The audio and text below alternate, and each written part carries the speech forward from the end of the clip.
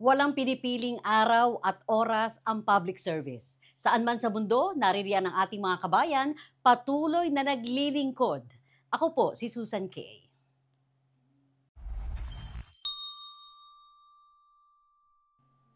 Mula sa mahabang mga taon ng paglilingkod sa ating mga overseas Filipino worker bilang isang labor attaché at syempre pa sa 28 years na paglilingkod ng inyong Bantay OCW program sa ating mga OFW, tinagurian namin siyang labat na di nalolobat. Ang ating dating o former labor attaché Halilo De La Torre mula po dito sa Cebu City. Attorney De La Torre, welcome sa ating programa. Kumusta kayo? Mabuti po naman at magandang araw siguro sa lahat ng ating mga tagapakinig sa buong mundo. Kumusta ka na? Kailan kayo nagretiro?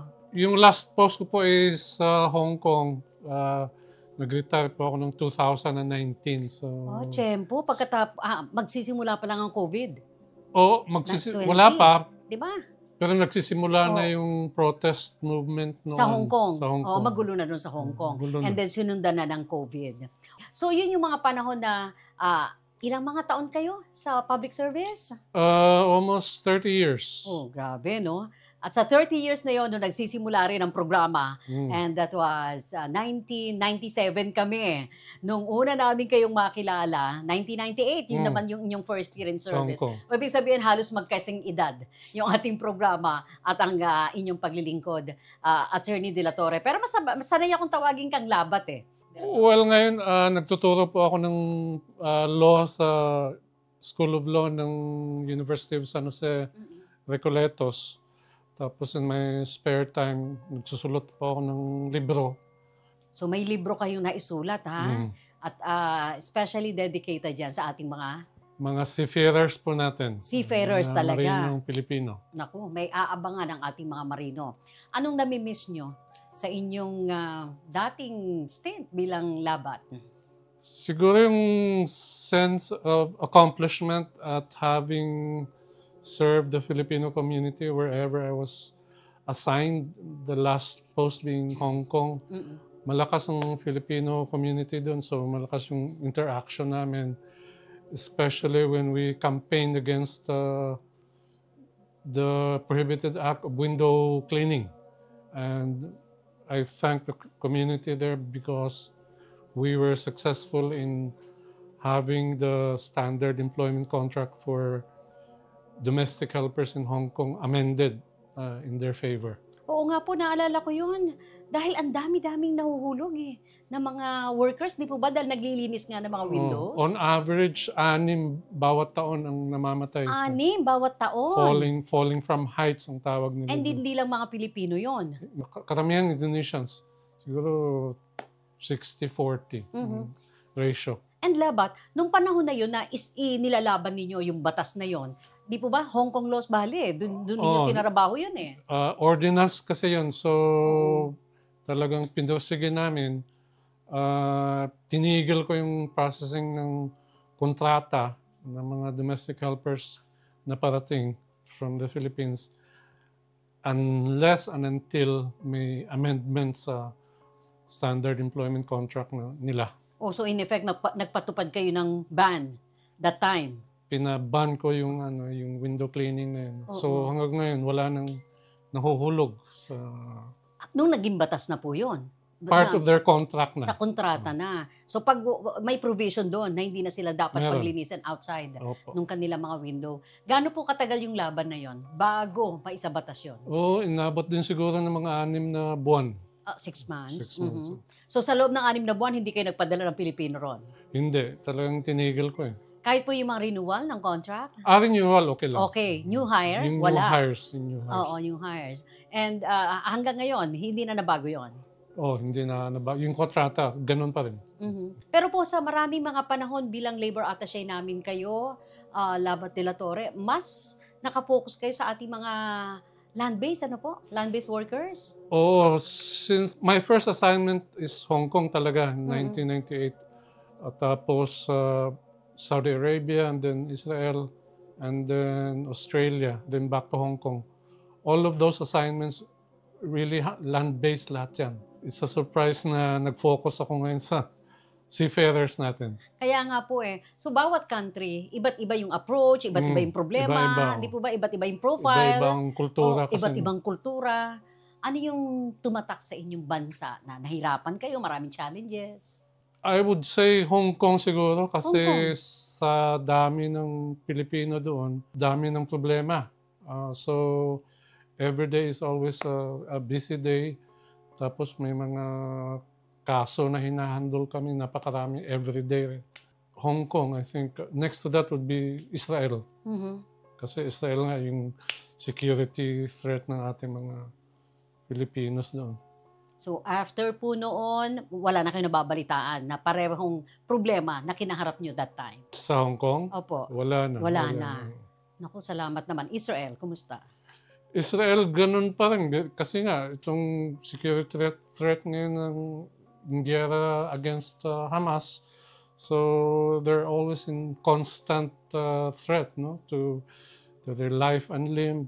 So dapat talagang mag-iingat sila doon. Ang gagawin nila, pag may mga ganyang mga panganib, dapat makipag-ugnayan sila sa ating migrant workers office doon at sa Philippine Embassy. Pero may nabanggit kayo labat I remember nung nasa Manila ako na sabi nyo nga kahit sa mga nagdidigma ang mga bansa, hindi lang yung ating mga land-based workers ang tinatamaan pala. Affected din pati yung mga sea-based. Sa mga security threat? Opo. Oo. Madaming beses na pong nabiktima yung ating Filipino seafarers due to security threats in the Middle East.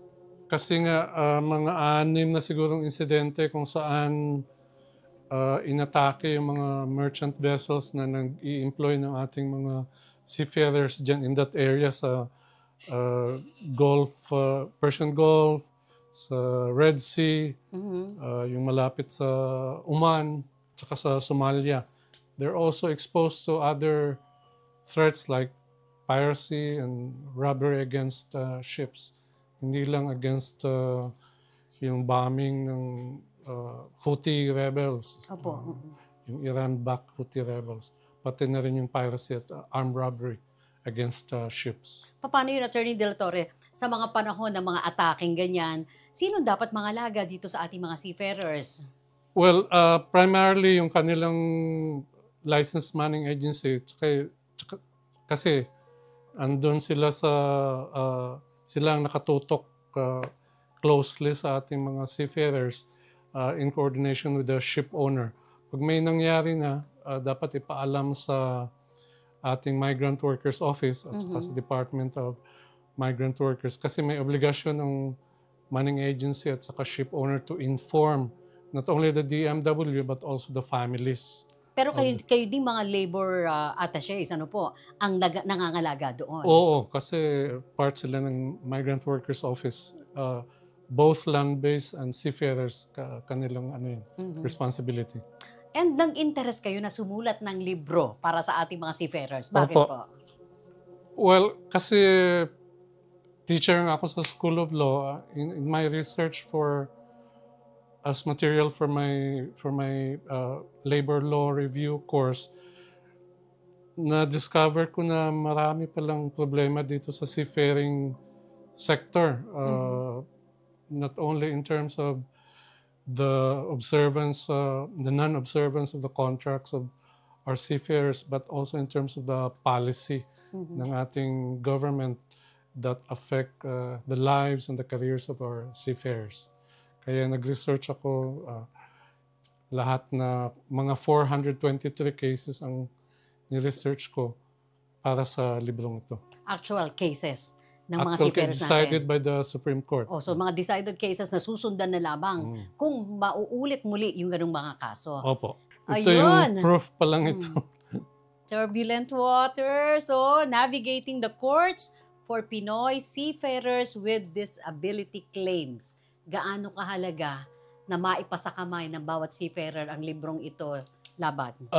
Mahalaga po kasi aside from the risks that I described there and how they should manage those risks, inisa-isa ko rin yung mga rights nila as prescribed under the new Magna Carta of Seafarers, under sa Maritime Labor Convention, at saka under sa PUEA, now the Department of Migrant Workers Standard Employment Contract, at saka under sa CBA nila. So, kompleto lahat yan. So kung mababasa po ito ng isang seafarer and similar case, similar situation na makikita niya rito, pwede nang i-apply the same They law. will be guided. They will be guided because may mga kaso dyan na natalo sila, may mga kaso, mas marami namang nanalo sila.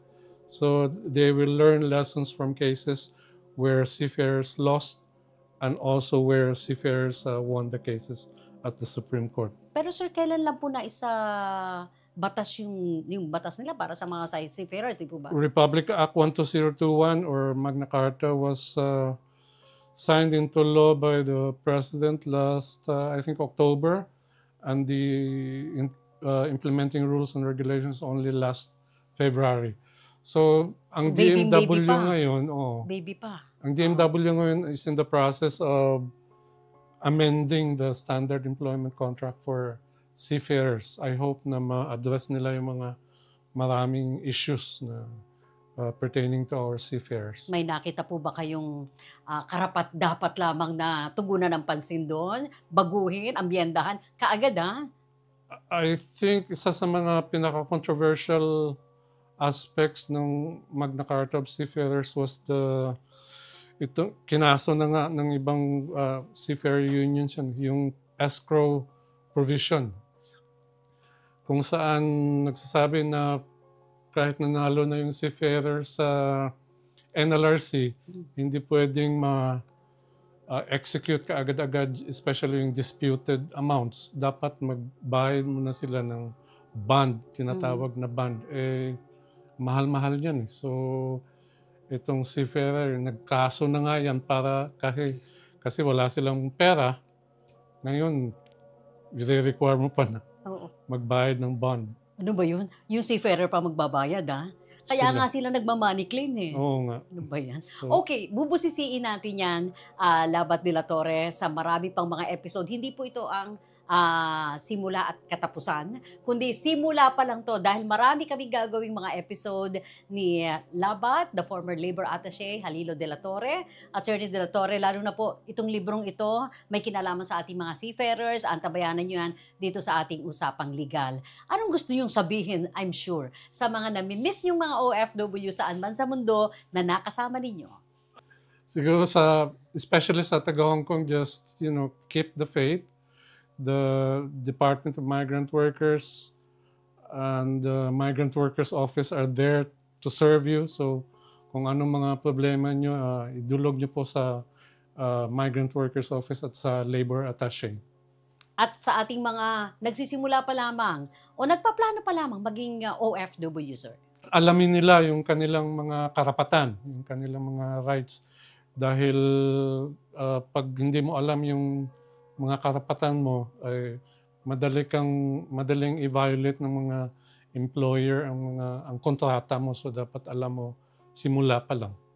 Ganyang kahalaga na nalalaman ng ating mga kababayan ang mga batas na nakapaloob sa paglilingkod at sa pagtatrabaho ng ating mga overseas Filipino workers, land-based and seafarers man. Thank you very much, Labor Attaché Halilo de la Torre. Napakahalaga po talaga na naiintindihan ng ating mga kababayan ang mga batas, ang inyong mga karapatan ayon nga kay Attorney Halilo de la Torre. Ito po ang inyong Pilipinas Online Bantay OCW mula dito sa Cebu City. Ako po si Susan K.